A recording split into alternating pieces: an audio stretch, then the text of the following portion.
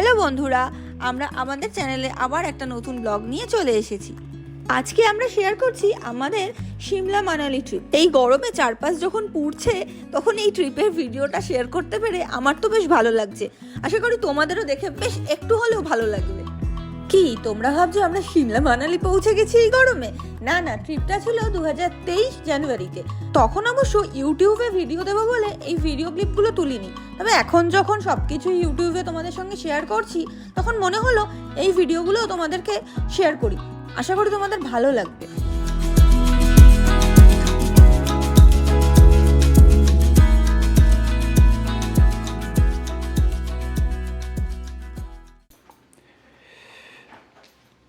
আমরা কালকে সকালে সিমলার জন্য তাহলে মোটামুটি রেডি।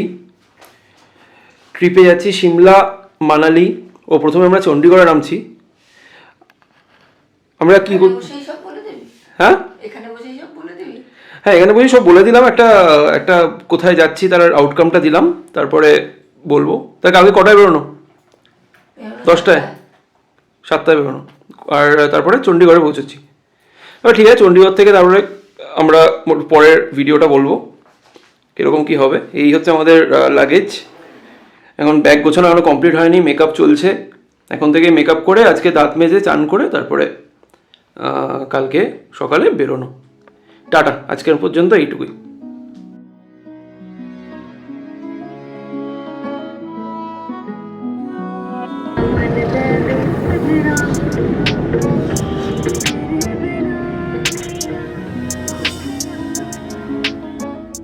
এই যে সকাল সকাল আমরা বেরিয়ে পড়েছি এয়ারপোর্টের উদ্দেশ্যে। বারাসাত থেকে এয়ারপোর্ট খুব একটা দূর না, বেশ তাড়াতাড়ি পৌঁছে গেছিলাম। যদিও এই প্রথম ট্রিপ আমি আর অশেষ একা একা যাচ্ছি, তাই জন্য কিন্তু সবাই বেশ চিন্তিত ছিল। আমার শ্বশুর বাড়ির লোকজন, আমার মা বাবা সবাই বেশ চিন্তায়। এই দিন কাকু কিন্তু আমাদের গাড়ি করে পৌঁছে দিয়েছিল এয়ারপোর্ট, মানে আমার শ্বশুর মশাই। আর ওদিক থেকে আমার মা বাবাও এয়ারপোর্টে এসেছিল আমাদের সাথে দেখা করতে। সবার বেশ চিন্তা। যদিও তার মা বাবার সেরকম ছবি বা ক্লিপিং আমার কাছে নেই, সেটা তোমাদের সাথে শেয়ার করতে পারবো না।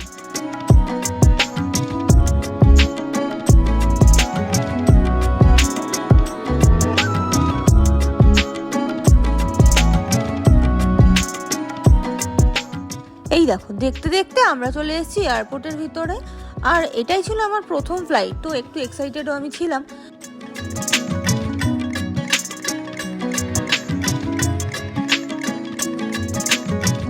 এই দিন সকাল 10:30 নাগাদ আমাদের ফ্লাইট ছিল কলকাতা টু চণ্ডীগড়।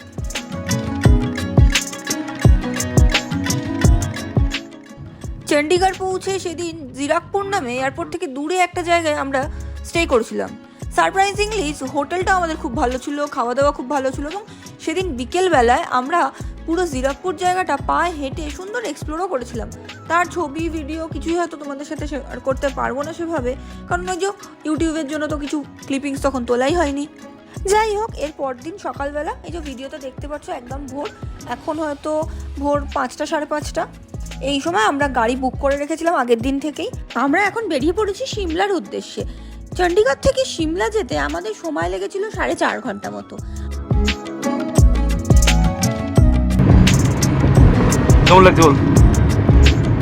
এই চণ্ডীগড় টু সিমলা আমরা যে রোড জার্নি করেছিলাম, এখানে আমরা তো সকাল সকাল বেরিয়েছি আগেই বললাম, তাই ব্রেকফাস্ট করতে পারিনি। তো রাস্তায় আমরা ব্রেকফাস্টের জন্য একটা ধাবাতে দাঁড়িয়েছিলাম, হাভেলি বলে তার নাম, এবং অসাধারণ এখানের আলুর পরোটা, পনির পরোটা আমাদের যে ড্রাইভার দাদা ছিলেন সেই রেকমেন্ড করেছিলেন এবং সেই জায়গাটা নিয়ে গিয়েছিলেন আমাদের, কিন্তু অসাধারণ। কেউ যদি এই রাস্তায় যায় অবশ্যই এখানে যাওয়া উচিত। আমরা প্রাণ ভরে খেয়েছিলাম, পুরো সিমলা মানালি ঘুরে আমরা এরকম আলুর পরোটা আজ অব্দি খাইনি।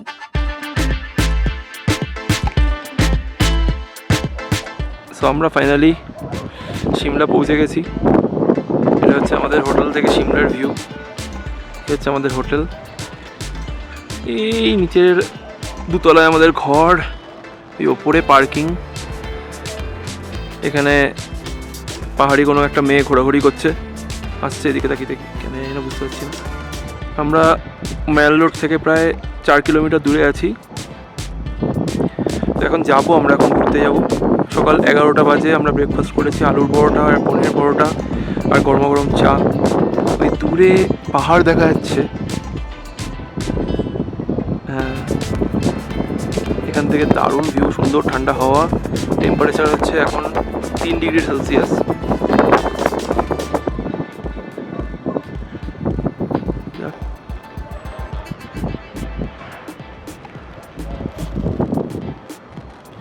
একটাই অসুবিধা হচ্ছে, এখানে বসে খাওয়া যেতে পারে, একটু বানরের উৎপাত আছে। সেই বানরটা দেখলাম একটা চকোস খাচ্ছে একটা লোকের থেকে নিয়ে। ঠিক আছে, এই যে আমরা পৌঁছে গেছি আমাদের প্রথম সাইট সিন, জাকু টেম্পল। কত বড় মন্দির! এই যে চাতালটা দেখতে পাচ্ছ, এর অনেক নিচে আমাদের গাড়ি কিন্তু দাঁড় করিয়ে দিয়েছিল। সেখান থেকে বেশ কিছু সিঁড়ি পেরিয়ে, যদিও খুব সুন্দরভাবে শেডেড করা, ওপরে উঠে আসতে হয়েছিল আমাদেরকে। আর এখানে এসে দেখলাম হনুমানজির কি বিশাল মূর্তি, 108 ফিট উঁচু এই মূর্তিটা, নাকি সবচেয়ে বড় মূর্তি হনুমানজির। আমরা এখন হনুমান মন্দিরে। অসম্ভব ঠান্ডা, চারপাশে জঙ্গলের মধ্যে দিয়ে রাস্তা, আর মাঝখানে এই মন্দিরটা সত্যিই খুব সুন্দর ছিল। তবে এখানে কিন্তু আরেকটা উপদ্রব আছে, যেই অ্যাটাকে আমরাও পড়েছিলাম। এখানে প্রচণ্ড বানর, আর বানর এখানে সবার ওপর অ্যাটাক করছে, আর অশেষের ওপরও অ্যাটাক করেছে, যদিও তার ভিডিও তো আর তুলতে পারিনি। এই যে হনুমানজির মূর্তি, ঠিক তার পাশেই রয়েছে জাকু টেম্পল, তোমরা দেখতে পাচ্ছ। আর অশেষ এখানে গেছে মন্দিরে দর্শন করতে, আর আমি এখানে দাঁড়িয়ে ঠান্ডা উপভোগ করছি আর চারপাশ দেখছি।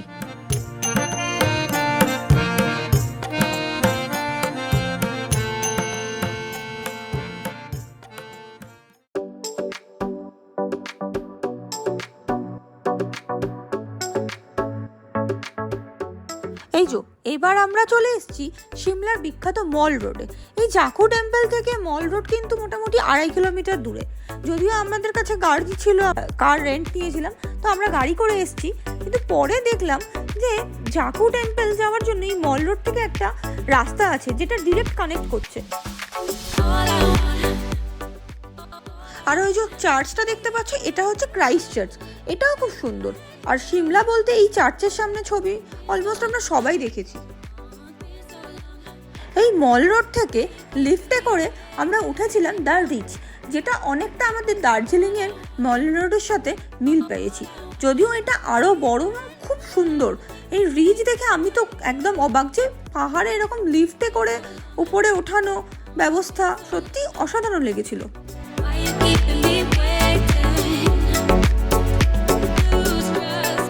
এই মল রোডের চারপাশে কিন্তু অনেক ক্যাফে, রেস্টুরেন্ট, শপিং সব কিছু আছে। এখানে আমরা শপিংও করেছিলাম, আর তার সাথে সাথে দুপুরের লাঞ্চটাও আমরা এখানেই করেছিলাম। ওই যে জাকু মন্দির গেছি, জাকু মন্দির থেকে ফিরে আমরা লাঞ্চ সেরে তারপরেই এসেছিলাম এই রিচে।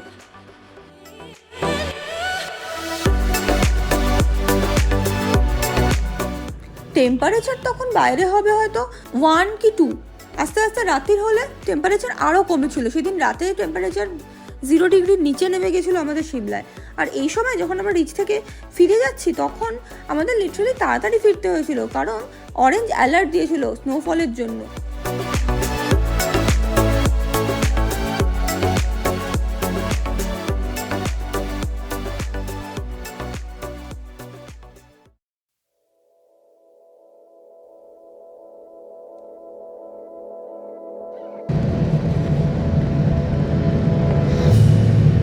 ফাইনালি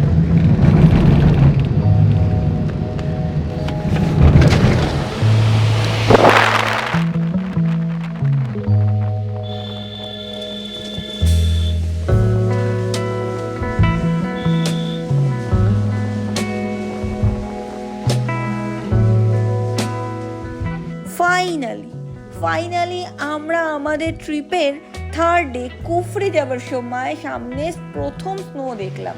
আমি কিন্তু অনেক বছর পর এরকম সাদা চাদরে ঢাকা পাহাড় দেখছি।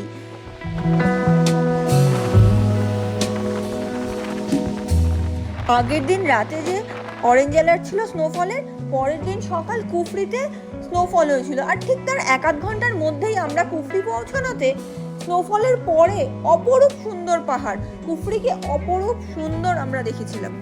বরফ দেখার অভিজ্ঞতা কিন্তু এটা আমার প্রথম নয়, কিন্তু এরকম দেখিনি। স্নোফলের পরের বরফটা একটা আলাদাই।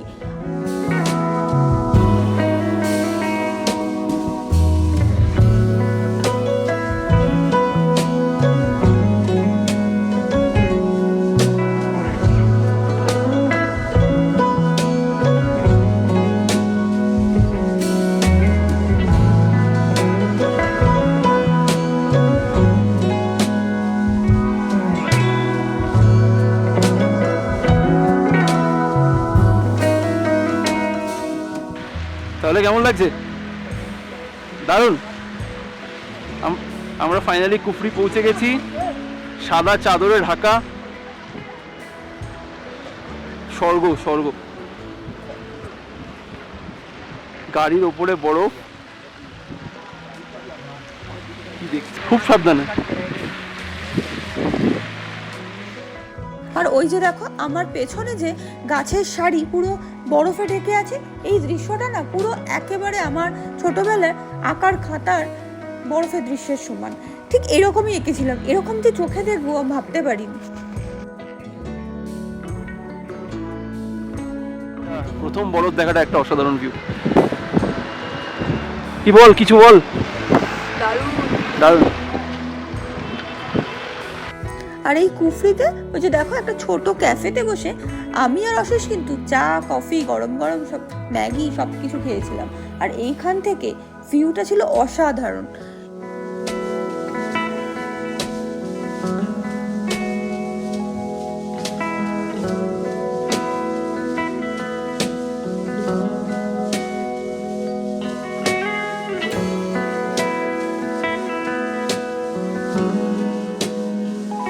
চলো এবার তাহলে ফিরে যাওয়ার পালা। কুফরিতে দারুণ এনজয় করে বরফ দেখে এবার আমরা ফিরে যাচ্ছি হোটেলের দিকে।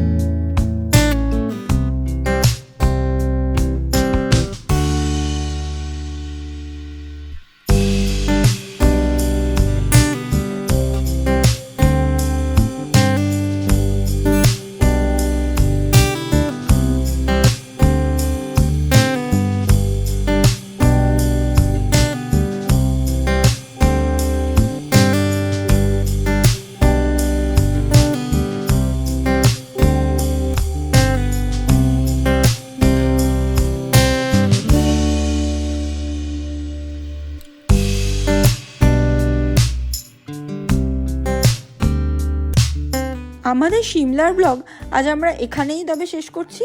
এরপর আমরা ফিরে আসব মানালিতে আমরা কিভাবে ঘুরলাম, কি কি অভিজ্ঞতা করলাম তার সব কিছু তোমাদের সাথে শেয়ার করতে।